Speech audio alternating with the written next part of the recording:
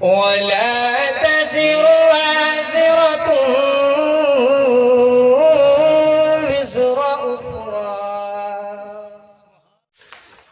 اعوذ باللہ من الشیطان الرجیم. بسم اللہ الرحمن الرحیم.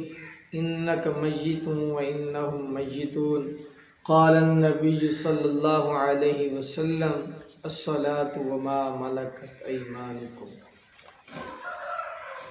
اللہ پاک قرآن پاک میں فرماتے ہیں انک میت وانہم میتون. اے نبی بے شک آپ نے بھی مرنا ہے، آپ نے بھی دنیا سے جانا ہے اور سب لوگوں نے دنیا سے جانا ہے. تو اس آیات سے پتہ چلتا ہے کہ اللہ پاک خود فرما رہے ہیں کہ سب نے دنیا سے جانا ہے، تو پھر سب کو فکر کرنی چاہیے. یہ ایک چند دن کا میلہ ہے، جیسے میلے ہوتے ہیں چند دن کے ہوتے ہیں اس کے بعد ختم ہو جاتے ہیں، تو یہ بھی ایک میلہ ہے، چند عرصے کا میلہ ہے، چند دن کا میلہ ہے.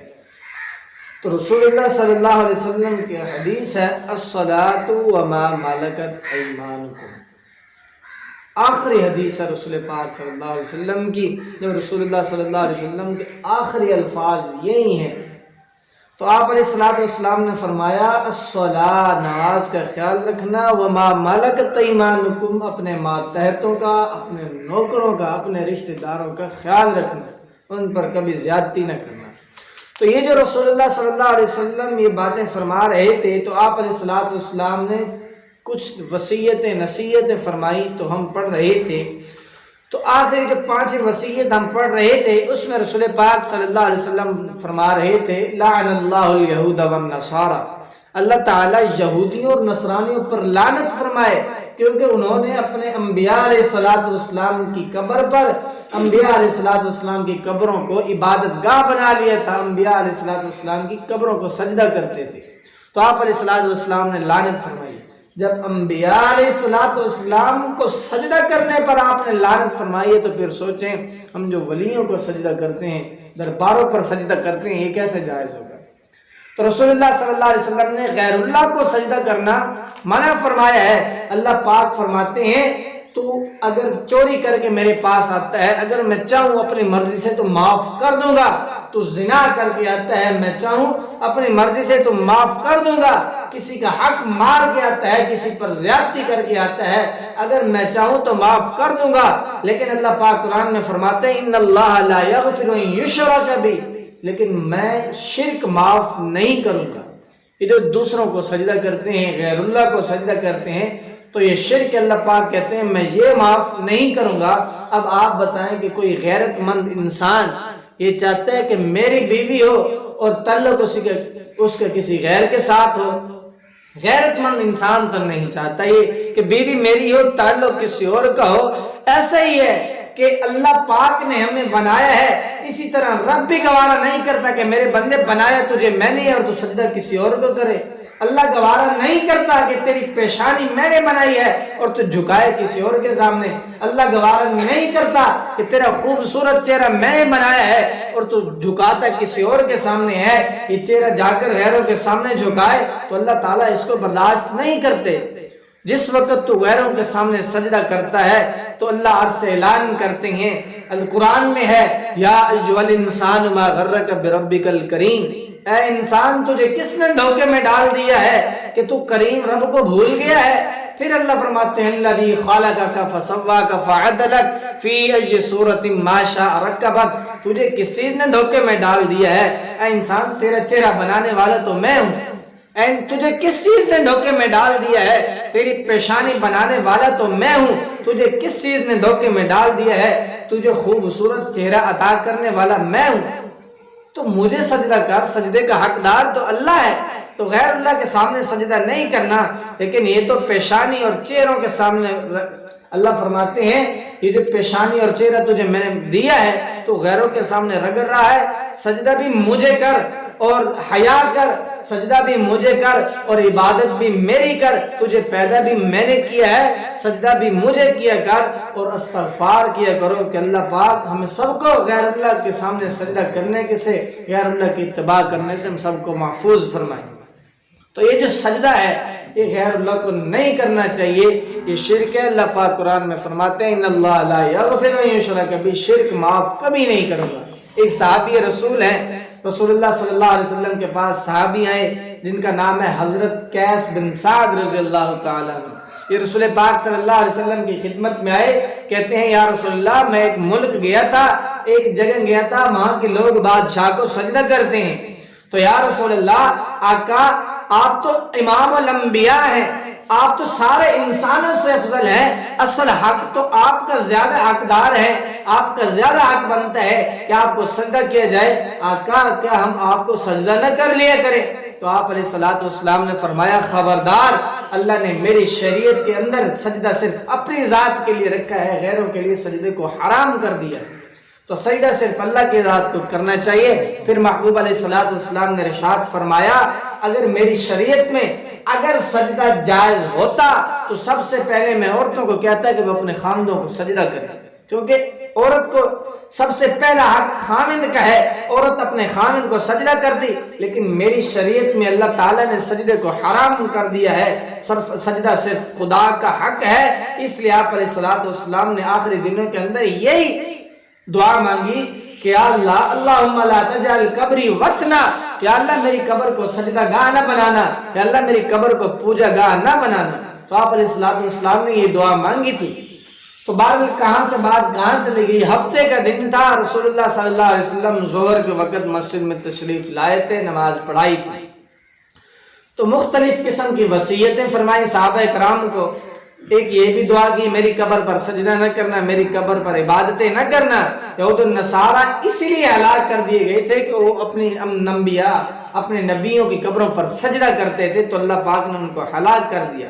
تو رحمت والے نبی ہفتے کے دن کبھی پھر گھر تشریف لے گئے، پھر گھر جب گئے تو کبھی ہوش میں آ جاتے تھے، کبھی رحمت والے نبی بے ہوش ہو جاتے تھے۔ ہفتے کے دن عصر کے وقت بھی نبی علیہ السلام پھر مسجد میں تشریف نہیں لائے، نہ مغرب کے وقت آئے نہ عشاء کے وقت آئے۔ اب اتوار کا دن آ گیا، رحمت والے نبی مسجد میں نہیں تشریف لائے، تو حضرت عائشہ صدیقہ رضی اللہ تعالیٰ عنہ فرماتی ہیں اتوار کا دن تھا، رسول اللہ صلی اللہ علیہ وسلم میری گود میں آرام فرماتے، میں نے رسول اللہ کو سہارا دیا ہوا تھا، اتنے میں میرے بھائی حضرت عبد الرحمن ہے، حضرت عبد الرحمن رضی اللہ تعالیٰ عنہ رسول اللہ صلی اللہ علیہ وسلم جو حضرت عائشہ رسول اللہ کی بیوی ہیں، ان کے بھائی ہیں، اور حضرت صدیق اکبر کے بیٹے ہیں، سگے بیٹے ہیں۔ تو حضرت عائشہ فرماتی ہیں اتنے میں میرے بھائی عبد الرحمن آئے تو انہوں نے ہاتھ میں مسواک لیا ہوا تھا، تو رسول اللہ صلی اللہ علیہ وسلم نے بڑی غور سے رسول اللہ مسواک دیکھ رہے تھے، تو میں سمجھ گئی کیونکہ میں رازدار نبوت تھی، میں نے رسول اللہ کے ساتھ اپنی زندگی گزار چکی تھی، تو میں نے کہا کہ آقا آپ مسواک لینا چاہتے ہیں؟ آپ مسواک کو دیکھ کے مسکرا رہے تھے، تو میں نے عبد الرحمن سے کہا، آپ علیہ السلام سے میں نے پوچھا مسواک لینا چاہتے ہیں؟ تو آپ نے سر ہلایا ہاں، میں کہ ہاں۔ تو اما عائشہ کہتی ہے میں نے عبد الرحمن کو کہا کہ مسواک لے آؤ، تو عبد الرحمن مسواک لے آیا، میں نے رسول اللہ کو دیا تو رسول اللہ صلی اللہ علیہ وسلم نے سخت تھا پیچھے واپس کر دیا۔ تو اما عائشہ کہتی ہیں یہاں اما عائشہ کی شان دیکھیں، اما عائشہ کا ضرب، امی عائشہ کا شرف دیکھیں کہ رسول اللہ صلی اللہ علیہ وسلم نے کیا شان دی ہے۔ امی عائشہ کہتی ہیں یا رسول اللہ اگر آپ اجازت دیں تو میں مسواک اپنے دانتوں سے چبا دوں؟ تو آپ علیہ السلام نے ہاں کر دی، تو حضرت امی عائشہ نے رسول اللہ کا وہ مسواک چبایا، پھر چبا کے نرم کیا، پھر رسول اللہ صلی اللہ علیہ وسلم کو دیا، رسول اللہ صلی اللہ علیہ وسلم نے مسواک کیا۔ تو امی عائشہ کہتی ہیں لوگوں یہ جو انبیاء علیہ رسول اللہ صلی اللہ علیہ وسلم کی باقی جو بیویاں ہیں، باقی ازواج مطہرات ہیں، ان کی شان اپنی جگہ، میری فضیلت اپنی جگہ، لیکن اللہ نے میں عائشہ کو، مجھ عائشہ کو جو فضیلت دی ہے وہ کسی اور ازواج مطہرات کو نہیں دی۔ کیا فضیلت دی ہے کہ آپ علیہ السلام جو حضرت امی عائشہ کا لعاب لگا ہوا مسواک، دانتوں سے لگا ہوا مسواک، رسول اللہ صلی اللہ علیہ وسلم مسواک کر رہی ہیں، کیا شان ہے امی عائشہ کی۔ تو سوار والا دن آ گیا، اتوار گزر گیا، سوار والا دن آ گیا، اب رسول اللہ صلی اللہ علیہ وسلم کی زندگی کا یہ آخری دن ہے۔ تو حضرت امی عائشہ کو رسول پاک صلی اللہ علیہ وسلم نے حکم دیا کہ عائشہ وہ صحابہ کو بلا لو جن سے تو پردہ نہیں کرتی، یعنی جیسے حضرت ابوبکر صدیق ہیں، ان کے باپ ہیں اور بھائی وغیرہ ہیں، تو حضرت امی عائشہ صدیقہ رضی اللہ تعالی عنہما نے تو اب حضرت ابوبکر صدیق کو بلا لیا، باقی صحابہ کو بلا لیا، تو اب آپ علیہ السلام نے آخری وصیتیں فرمائی، یہ زندگی کی آخری وصیتیں تھی، اس کے بعد کبھی رسول اللہ صلی اللہ علیہ وسلم نے وصیتیں نہیں فرمائی۔ بلکہ یہ کہوں کہ رسول اللہ صلی اللہ علیہ وسلم نے 23 سال کی زندگی میں رسول اللہ صلی اللہ علیہ وسلم نے یہ جو لوگوں کو راہ راست پر لائے، لوگوں کو نبوت سکھائی تھی، یہ 23 سال کی زندگی کا خلاصہ ہے۔ تو آپ علیہ السلام نے فرمایا جتنے بھی کھڑے ہو کان کھول کر سن لو، الصلاۃ، کبھی نماز نہ چھوڑنا، نماز کا خیال رکھنا، جتنے بھی کھڑے ہو کان کھول کر سن لو، نماز کو وقت پر ادا کرنا، نماز کو نہیں چھوڑنا۔ پھر دوسری بات فرمائی وما ملکت ایمانکم، فرمایا اپنے نوکروں کا خیال رکھنا، اپنے خادموں کا خیال رکھنا، اپنے خادموں کے ساتھ زیادتی نہ کرنا، اپنے خادموں پر ظلم نہ کرنا۔ تو دوسری بات رسول اللہ صلی اللہ علیہ وسلم نے یہی فرمائی، الصلاۃ، نماز نہ چھوڑنا، پہلی بات۔ دوسری بات وما ملکت ایمانکم، اپنے نوکروں کے ساتھ اچھا سلوک کرنا، جو غریب ہیں ان کے ساتھ اچھا سلوک کرنا۔ یہ نہیں ہو رسول اللہ صلی اللہ، آج کل کی جو امیر ہوتے ہیں دکانوں پر انہوں نے 2 گلاس رکھے ہوتے ہیں، ایک غریب کے لیے پانی کے لیے اور ایک اچھا سا گلاس اپنے کے لیے، لیکن رسول اللہ صلی اللہ علیہ وسلم تمام انسانوں سے افضل ہیں، امام الانبیاء ہیں۔ ان کی خدمت میں جو بادشاہ آتا، چاہے غریب آتا، مسکین آتا، سارے ایک گلاس میں پانی پیے لیتے ہیں۔ تو رسول اللہ صلی اللہ علیہ وسلم نے یہ ہمیں تعلیم دے دی کہ پانی ایک گلاس میں پینا ہے، بلکہ مسلمان کے جب مسلمان جھوٹا پیتا ہے تو اللہ پاک اس میں شفا رکھی ہے۔ اس کی کوئی بیماری ہو تو چاہے آپ علاج کروانے، بیماری ٹھیک نہ ہو رہی ہو تو اللہ پاک چاہیں تو مسلمان کا جب مسلمان جھوٹا پانی پیتا ہے تو اللہ پاک شفا دے دیتے ہیں۔ مسلمان کے جھوٹے میں تو شفا ہے۔ ہم نفرت کرتے ہیں، رسول اللہ صلی اللہ علیہ وسلم کبھی نفرت نہیں کیا کرتے تھے، یہ رسول اللہ صلی اللہ علیہ وسلم کی تہذیب ہے۔ تو باقی انشاءاللہ کل پڑھیں گے۔ دعا اللہ تبارک و تعالیٰ اپنی بارگاہ میں قبول و منظور فرمائے۔ وآخر دعوانا ان الحمد للہ۔